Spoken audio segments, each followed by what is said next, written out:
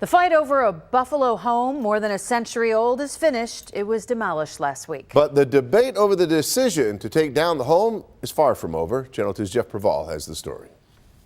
The Frank's house on West Utica Street is long gone. Last week, a demolition crew took it down to make way for townhomes amid a lot of debate over whether the home should stay and become a city landmark. I'm not sure if process was actually followed, number one. Number two, I think that the council was completely taken out of the equation. Buffalo Common Council member Joe Golumbek has questions about the reversal of the city's Permit and Inspection Services Department made last week, denying a demolition permit that the owner of the home, Sinatra and Company Real Estate, requested. This was done because Common Council was considering a landmark application from the Buffalo Preservation Board.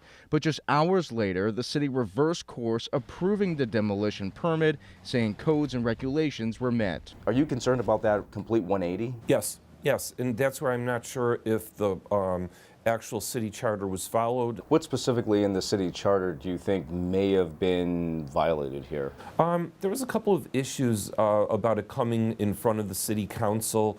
I think that it's possible that the city council was not involved in the process whatsoever. The Buffalo Preservation Board did not approve the demolition. According to the city charter, if the board refuses to approve a demolition and delays the process, an appeal can be made to Common Council, but it doesn't say it has to. It was a little bit vague. I believe that the council should have some sort of a say. So how do you plan on trying to get these matters resolved with the city? What I'm hoping to do is try to find one read on the preservation, demolition laws, etc., and try to tighten it up so that something like this doesn't happen again.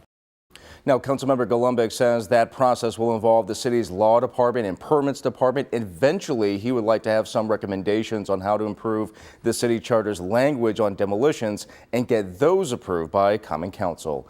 I'm Jeff Preval, Channel 2 News.